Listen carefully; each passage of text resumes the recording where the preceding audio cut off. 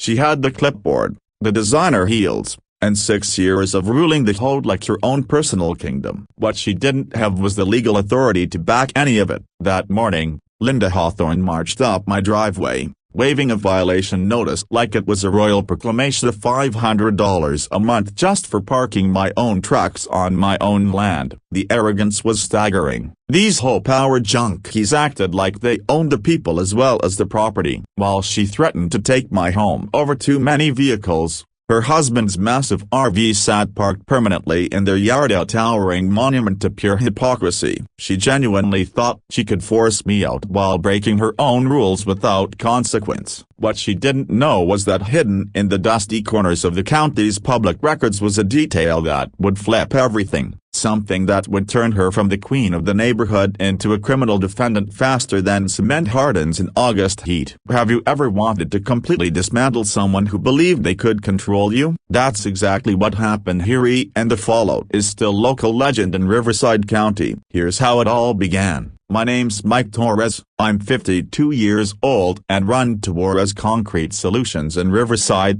California, a family business that started with my grandfather's wheelbarrow and a dream. My dad built it into something solid, and I took it to a $2.3 million operation with 15 local employees. About 6 months before all this, I went through a divorce, no drama. Just two people going their separate ways, but it left me wanting a fresh start. My ex-wife's attorney had already scoured for assets to split, so I bought a pristine 3-bedroom ranch in the Maple Ridge subdivision for $485,000 in cash. It was the picture-perfect neighborhood of fresh mulch and morning coffee aromas drifting from driveways, jasmine climbing the picket fences. I even put another $30,000 into landscaping. My 3 work trucks, a concrete mixer, a flatbread, and a crew pickup were parked neatly in my circular driveway. That's when I met Linda Hawthorne. Meeting Linda was like stepping on a landmine disguised as a welcome mat. She was 58, a retired bank manager, and had been HOA president for 6 straight years without a single challenger. She lived in the showpiece of the neighborhood, a massive colonial worth at least $800,000. She measured grass with a ruler and did daily inspection walks and clicking designer heels, each step like a countdown to someone's misery. The first time we met, her greeting wasn't "Welcome to the neighborhood," but "I trust you understand our community maintains certain standards," as if she were border patrol and I was asking for entry. Still, I kept my property immaculate. I helped the elderly neighbor next door, even repaired her walkway for free. My trucks were legally parked, just like the boats, RVs, and luxury cars scattered throughout the subdivision. Then one morning, I got a certified letter that felt like a legal grenade. The notice screamed in red ink about commercial vehicles harming property values and ordered me to either pay a $500 monthly aesthetic impact fee or remove my trucks entirely. The thing is, I read our HOA covenant so twice there wasn't a single word banning work vehicles. And the irony, every Wednesday, Linda's landscaping crew parked a diesel trailer, mowers, and chemical tanks outside her home for hours, choking the air with exhaust. When I went to discuss it, she stood in her doorway like she was guarding a fortress. I pointed out the rules didn't ban my vehicles. Her response: "The board has authority to implement new rules. Broken barrier trucks are inappropriate for a residential area." But when I brought up her landscapers, she dismissed it. That's different. That's maintenance service. That's when it clicked up. This wasn't about rules. This was about power, about deciding who was acceptable in her kingdom. I had 2 options: roll over or fight. And Linda had no idea she'd just declared war on someone who was about to own the entire battlefield. 3 days later, she handed me my first gift, another certified letter, summoning me to an emergency HOA board meeting the next evening to discuss ongoing compliance issues. When I arrived, there were only 3 people: Linda, her friend Margaret Finch, and a rental property owner named Bo. But just 3 of the 7 board members. The room smelled faintly of vanilla candles and quiet desperation. What they were about to attempt wasn't just wrong, it was flat out illegal. Linda settled into her chair with the smug authority of a bargain bin dictator. "We've called this meeting to address the commercial vehicle situation," she began. I quietly pulled out my phone and started recording. This meeting violates HOA bylaws. A 7 days notice is required. Her smile was tight enough to cut glass. Emergency situations allow expedited proceedings. Emergency? My trucks have been parked there for months. That's when Bob, clearly trying to play peacekeeper, chimed in. Mike, we just want to maintain property values. Maybe there's a compromise? Linda didn't skip a beat. The board has voted. The commercial vehicle ordinance passes. You have until Monday to comply or face a $100 per day fine. I leaned back in the rickety folding chair. You voted. I didn't see any vote. Margaret, staring at the floor, mumbled, we voted before you got here. Perfect. A secret vote, before an improperly called meeting, to pass a rule they had no authority to enforce. It was like they all skipped the whole law chapter in Dictator 101. Here's something I learned during my divorce. Bylaws are binding contracts. And when a board selectively enforces rules, they're inviting a legal beating under equal protection principles. That weekend, I went full private investigator. What I found was gold. Linda's son, Danny, ran Hawthorne Landscaping and regularly parked his trailer, mowers, and chemical tanks overnight in the neighborhood twice a week. Not a quick service though, a full-blown storage. Her husband, Frank, a 35-foot RV and a boat trailer permanently stationed in their side yard like trophies of double standards. By Monday morning, I was ready. The next board meeting was set at the community center, and I came armed with a manila folder thick enough to deflect small arms fire. I brought Mrs. Morgan and my neighbor Jake Patterson along because a show like this deserved spectators. Before we get to my trucks, I said, standing with my evidence folder, let's talk about your enforcement inconsistencies. I laid out photo after photo across the table like a high-stakes poker hand.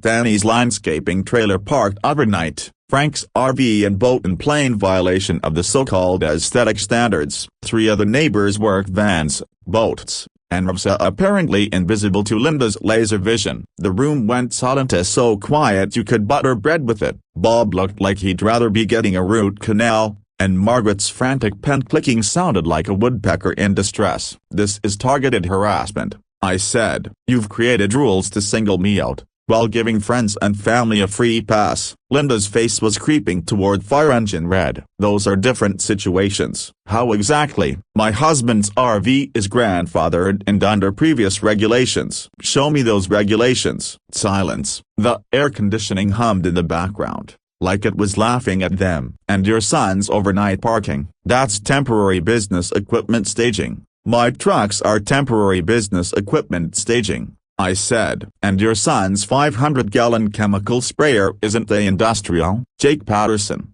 ever the polite neighbor, raised his hand like we were back in grade school. When exactly were these grandfather clauses established? Bob shifted uncomfortably, as if his chair was made of nails. We broken bar haven't formally documented so they don't exist. I cut in. You're inventing exemptions on the spot. Linda shot to her feet like a spring-loaded puppet. This meeting is about your non-compliance, not board authority. That's when it got fun. I raised my phone like a trophy. Actually, this is about selective enforcement and discrimination. I'm recording everything for my attorney, and every excuse you've thrown out tonight is now evidence. The room went silent, except for Margaret's frantic pen clicking. Bob looked like he wanted to crawl under the table. Mrs. Hawthorne, I said, savoring the moment, either enforce your rules equally or admit they're nonsense. But I'm not paying extortion money for violations half the neighborhood commits every day. Her composure cracked like cheap glassware. Mr. Torres, she said, voice climbing, if you continue this disruptive behavior, we'll be forced to take stronger action. Perfected the threat I'd been waiting for, because while she'd been busy playing neighborhood tyrant, I'd been busy digging into her past, and what I'd found was about to spin her world harder than a concrete mixer in an earthquake. Her stronger action showed up in the form of a white city van. Out stepped Linda with a man in a hard hat and clipboard, an old colleague from her planning department days, judging by their cozy chatter. Anonymous complaints about noise and safety violations, she announced, smug as a cat dropping a dead mouse at her feet. The inspector looked like he'd rather be anywhere else, probably because arriving with the complainant intoned any illusion of impartiality. For 20 minutes, He paced my property, measuring setbacks, checking permits, snapping photos like he was working a crime scene. Linda shadowed him, pointing out my trucks and whispering like a coach feeding lines to a witness. When he was done, he shook my hand. "Beautiful setup, Mr. Torres. Your concrete pad exceeds code, your trucks are properly registered, and your property is in excellent shape. No violations." Linda's face cycled through more shades than a mood ring in a bonfire. But she wasn't finished. 2 days later, I got a certified letter from the State Contractor Licensing Board, anonymous complaints alleging I was running an unlicensed commercial operation, storing hazardous materials, and violating zoning laws. The complaint was detailed, specific, a broken bar and pure fiction. I'd bet my best sledgehammer her manicured fingerprints were all over. I'd probably still smelling faintly of her vanilla perfume. While juggling that bureaucratic headache, I dug deeper. My accountant friend, Bobby Morgan, had taught me a few tricks during my divorce about uncovering financial records. What I found made her petty vendetta look like child's play. 3 years ago, Linda had filed for bankruptcy, then refinanced her home twice in less than 2 years. Her credit report was a sea of red flags. Even more alarming, there was a pattern. The homeowners she targeted for violations always sold within 6 months at below market value. This wasn't about my trucks. This was a calculated harassment campaign aimed at pushing out working-class families and replacing them with wealthier residents. In construction, I'd learned HOA board members have something called a fiduciary duty. Basically, they can't use their position for personal grudges without risking massive financial liability in court. Linda's violation notices all looked the same, her emergency meetings lined up perfectly with homes hitting the market, and her concerns magically skipped her friends and allies. She was gentrifying the neighborhood one lawsuit at a time, so I hired attorney Patricia Valdez, a specialist in HOA disputes and a legend for turning board presidents into legal cautionary tales. After reviewing my evidence, she filed formal complaints for selective enforcement and demanded full audits of HOA finances and Linda's decision-making.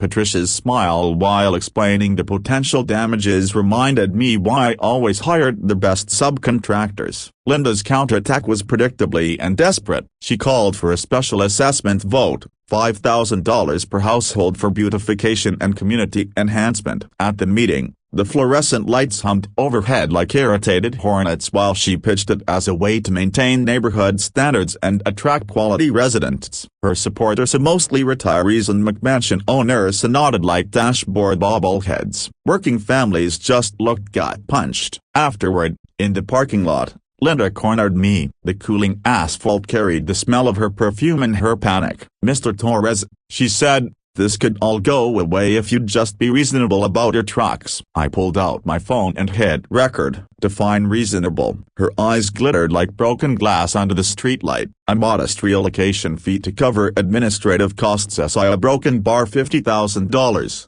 The number hit like a sledgehammer to my gut. There it was, attempted extortion, crystal clear and caught on a digital recording. Linda had just gift-wrapped enough evidence to bury herself deeper than a septic tank base. The neighborhood was splintering faster than cracked pavement in a quake. Working-class families began holding strategy meetings in Jake Patterson's garage, while Linda's loyalists rallied under her self-appointed Neighborhood Standards Committee. Mrs. Morgan confided that Linda had hinted she might be better off in a retirement facility with proper support services. 3 more households received foreclosure warnings over trumped-up violations. Jake was written up for his kid's bicycles stored in his own garage, while teacher Sarah Mills was cited for owning a car that didn't fit the community image. But Linda's biggest misstep was picking a fight with someone about to discover they held legal firepower capable of leveling her entire operation. While she played the petty desperate, I was unearthing something in the county archives that could collapse her authority like a controlled demolition. Still, Linda wasn't done with her grandstanding. Her latest stunt deserved an award for brazen villainy. She announced a partnership with Pinnacle Properties, a developer notorious for transforming modest neighborhoods into gated playgrounds for the wealthy. At a hastily convened board meeting, the stale scent of burnt coffee mingled with the glossy sheen of enhanced community brochures, upscale condos, luxury amenities, and all the charm of a marketing fantasy. She painted it as selling off shared land to beautify the community, conveniently skipping the part where her husband, Frank, had been quietly consulting for Pinnacle for 6 months, earning payouts suspiciously identical to their mortgage installments.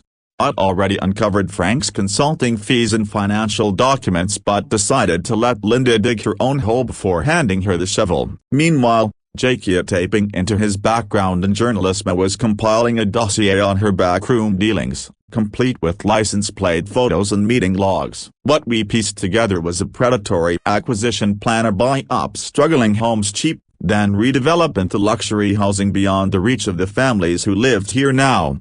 The harassment campaign ramped up to hurricane strength. Linda initiated monthly compliance inspections that felt more like military sweeps than HOA oversight. People got violation notices for grass growing a half-inch too high, for mailbox colors clashing with community aesthetics, even for Mrs. Morgan's garden gnomes, now labeled a threat to residential dignity. The metallic staccato of Linda's designer heels on concrete became our neighborhood's air raid siren, warning everyone to hide anything that might trigger her enforcement wrath.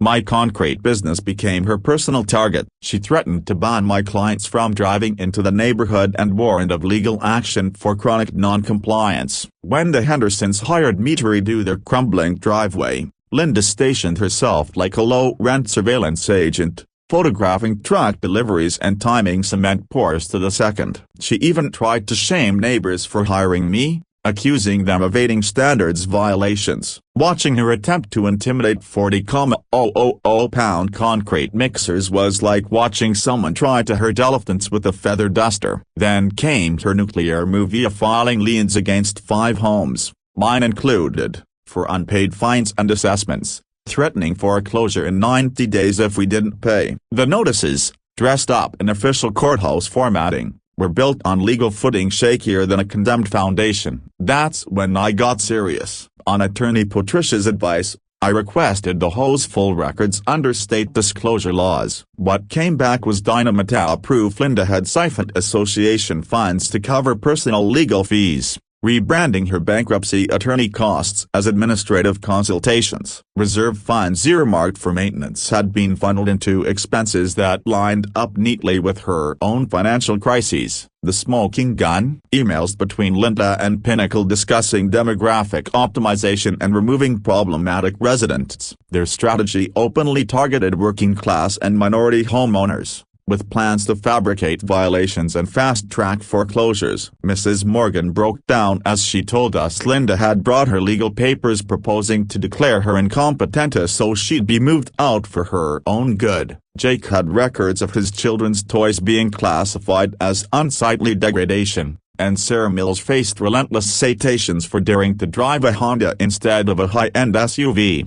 The divide was complete. Our wealthy retirees formed Linda's Standards Coalition, while the rest of us gathered in secret like an underground resistance. Property values were tanking, which played right into her scheme to buy low and redevelop. Media outlets picked up the story, and Linda seized the spotlight, positioning herself as a heroic guardian of property values while standing proudly on her manicured lawn next to her husband's hulking Rava, condemning my work trucks for ruining the neighborhood character.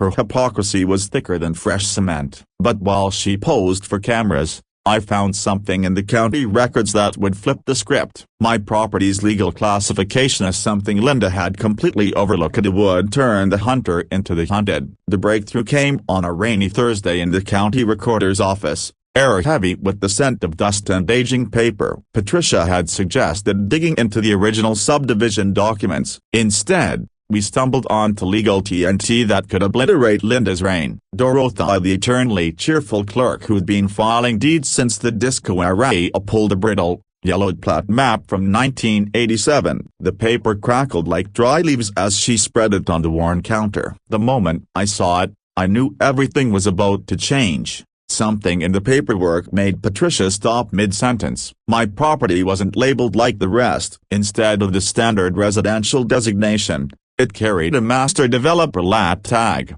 with covenant clauses that made Patricia's eyes widen like she'd just found buried treasure. Holy Mike, she breathed, professional filter gone. Do you have any idea what you're holding here? I stared at the dense legal scribbles. "Enlighten me before I drop dead from suspense." She tapped a paragraph buried in the fine print. "Your lot retains the original master developer rights from when this subdivision was created. The builder kept approval power over all HOA decisions set and those rights automatically transfer to the next owner." The realization hit like a steel beam to the chest. "So broken bar I can block Linda's rules?" Patricia grinned wide enough to power a small city. "Not just block them. These covenants give the master developer final approval on new ordinances, assessments, and board decisions." "That means her commercial vehicle rule dead without your signature. Her special assessments worthless. Her fines pure fantasy." We spent 2 hours digging through the gold mine while rain applauded against the windows. The original developer had died 5 years back,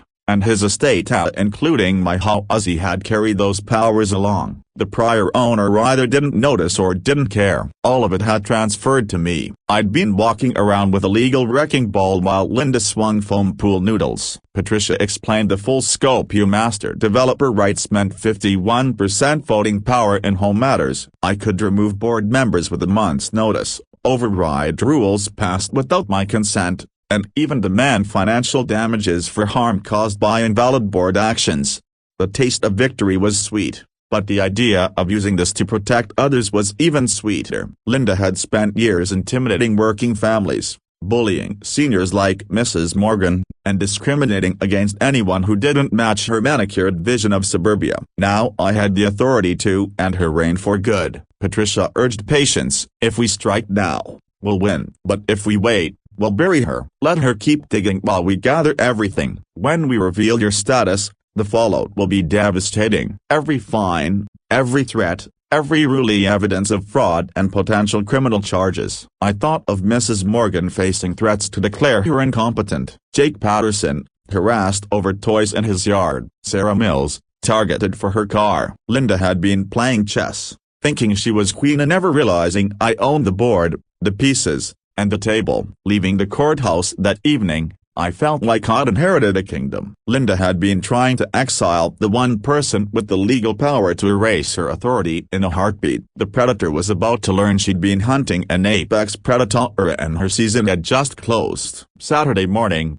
my kitchen table turned into mission control. Fresh coffee mingled with the sharper scent of imminent justice as Patricia and I laid out our blueprint. "This isn't just about stopping her," Patricia said. "It's about building a case that protects the whole neighborhood so no one faces this again." Bobby Morgan, Mrs. Morgan's sharp-eyed son and a forensic accountant, joined as our financial bloodhound. One glance at Linda's expense reports and his jaw clenched. "Mike, she's been treating whole funds like her own ATM. These so-called day consultation fees, they match her bankruptcy lawyer's billing cycles." His laptop clattered like machine gun fire as he cross-checked payments against court records. He explained that HOAs must keep detailed ledgers and check registers, and homeowners have the right to inspect AMO perfect for catching personal expenses disguised as community costs. Jake Patterson converted his spare room into a surveillance hub that would make federal agents jealous. The walls plastered with timelines, cameras capable of capturing license plates from blocks away. "Every harassment incident gets a timestamp and witnesses," he said, calibrating a lens. "Her discrimination pattern's going to be so clear, a blind judge could convict her." Meanwhile, Sarah Mills became our educator, hosting backyard resistance meetings where residents shared their stories and learned their rights. Her documentation proved Linda's focus on targeting single mothers, seniors, and working-class families. Patricia mapped our legal strike with surgical precision: a breach of fiduciary duty, selective enforcement, financial mismanagement, civil rights violations. She'd studied similar cases where rogue HOA boards ended up owing six-figure judgments. Bobby's deep dive exposed $47,000 siphoned from reserve funds covering Linda's personal legal bills, overpaying her son's landscaping business, and padding her own pockets with kickbacks from Pinnacle Properties in exchange for sabotaging the neighborhood.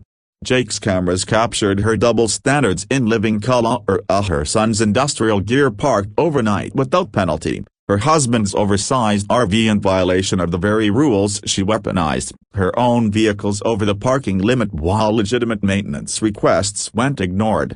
Sora documented stories with academic precision, and Mrs. Morgan nearly declared incompetent over her garden. The Hendersons threatened with foreclosure for hiring my concrete crew. Every neighbor had a scar from Linda's rule, and we were collecting them all. Every new testimony we collected became another round in our legal arsenal. Watching neighbors realize they weren't battling this alone was like seeing cement curious slow in the beginning, but suddenly solid and impossible to break. Outwardly, I stuck to my daily grind, but behind the scenes I was orchestrating Linda's public downfall. My concrete business kept serving locals despite her intimidation tactics, and each job doubled as an opportunity to gather proof. I recorded her meddling and legitimate commerce, attempts to bar customers from public roads, and threats to neighbors who dared hire me. Each act she committed was another brick in the wall of evidence. The best part, she had no clue she was building her own gallows with every illegal stunt. Our plan was simple and devastating: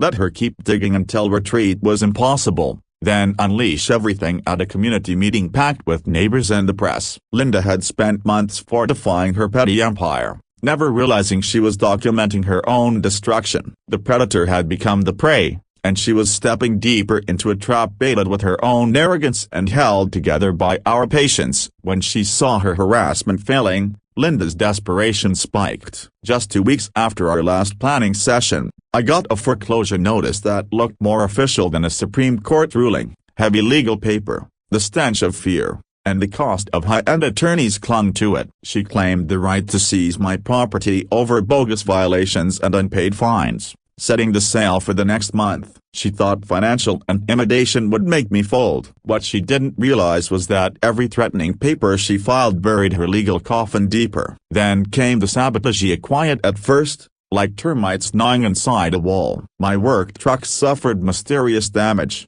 sugar in the gas tanks, slashed tires, scratched paint spelling "go away" in jagged letters. The acrid stink of vandalism hung in my driveway for days. Linda always managed to be conspicuously present during these discoveries, timing her morning inspections to give herself an alibi while watching my frustration rise. Her faux shock face was as unconvincing as a kid denying cookie theft with crumbs all over their mouth. Her most underhanded tactic hit my business reputation. The Better Business Bureau was suddenly flooded with anonymous complaints accusing me of shoddy work, theft, and safety violations. Overnight, fake reviews popped up online detailing imaginary disasters. Torres concrete ruined my driveway and flooded my basement, wrote one concerned homeowner 47. The attack was so precise and coordinated it felt like a psychological warfare campaign meant to erase my livelihood. Still, I kept my cool. Each morning, I loaded the trucks and went to job sites,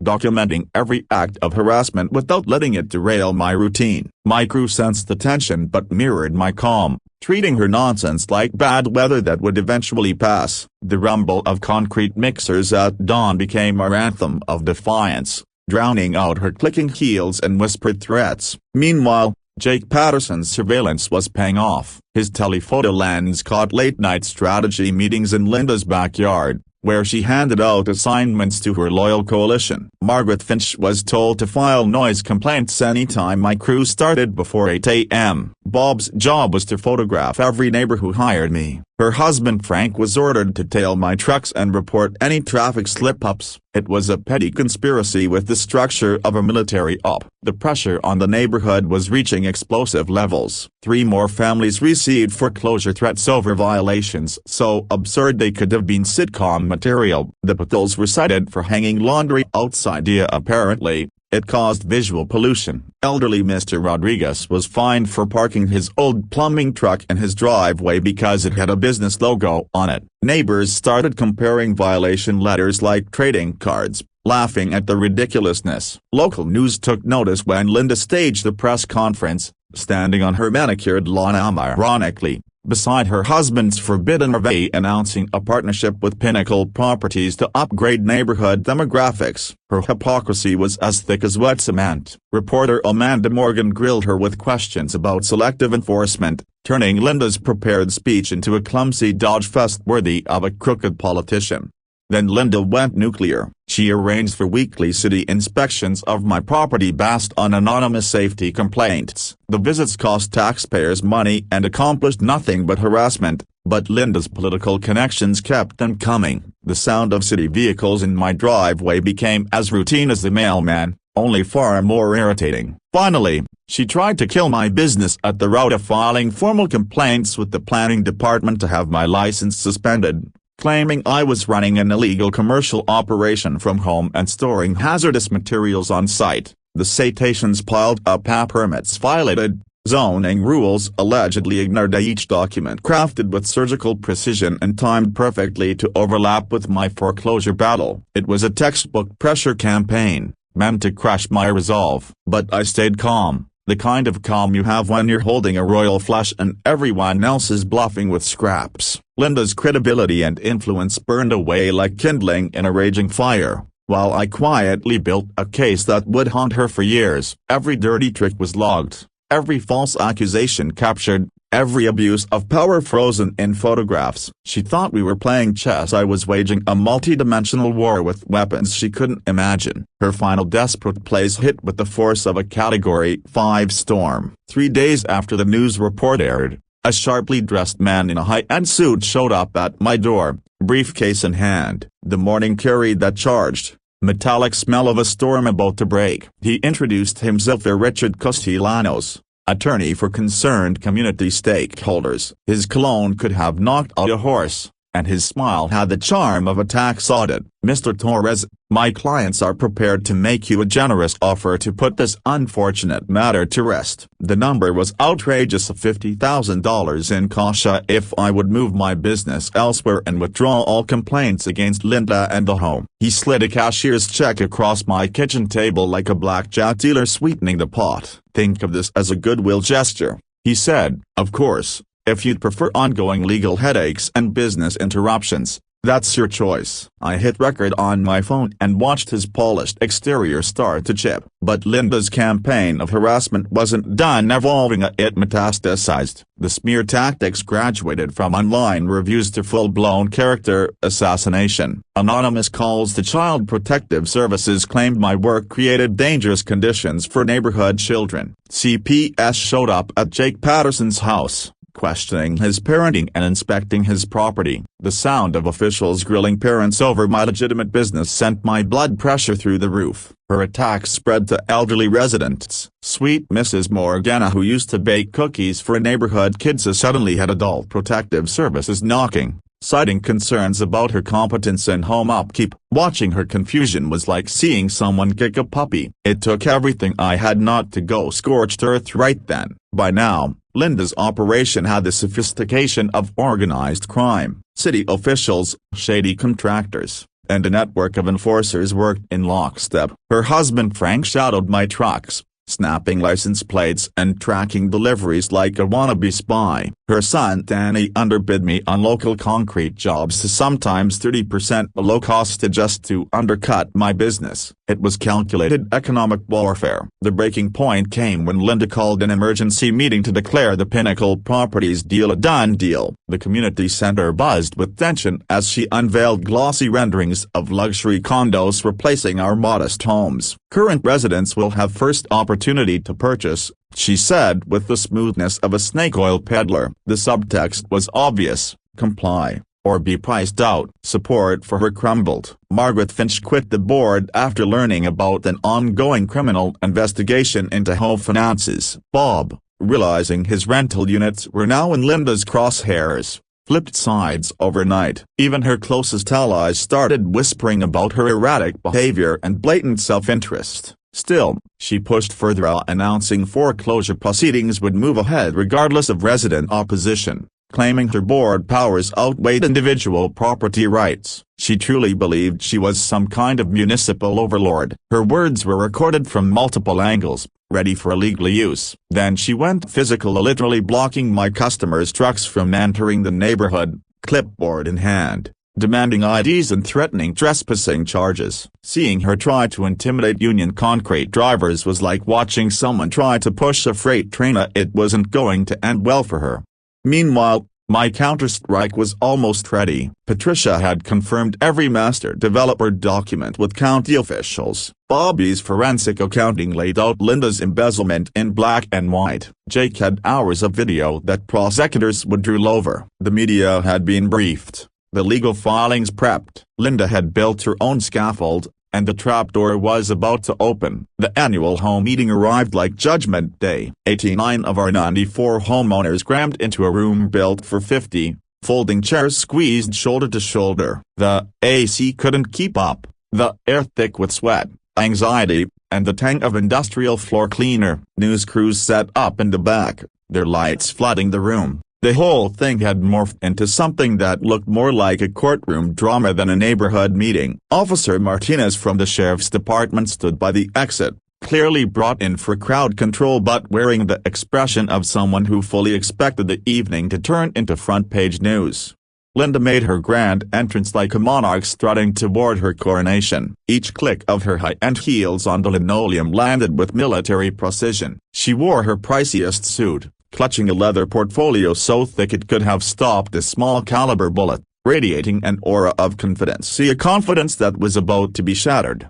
Her inner circle had dwindled to 5 retirees and her visibly uncomfortable husband, all huddled near the front like bodyguards guarding a shaky throne. Overhead, the fluorescent lights buzz with a wasp-like hum, setting the perfect stage for the brewing conflict. "Thank you all for attending tonight's crucial meeting," Linda began, easing into her chair as if she were claiming a crown. "We have important matters regarding neighborhood improvements and compliance enforcement." Her voice carried across the packed room with the command of someone who genuinely believed she ruled this little patch of suburbia. The crowd's murmurs rolled like distant thunder before a coming storm. Sarah Mills stood first, presenting a petition with 67 signatures condemning Linda's campaign of intimidation. Her teacher's voice sliced through the tension with surgical precision. "Mrs. Hawthorne, this petition represents the families who demand your immediate resignation for abusing your authority, applying rules selectively, and targeting working-class residents."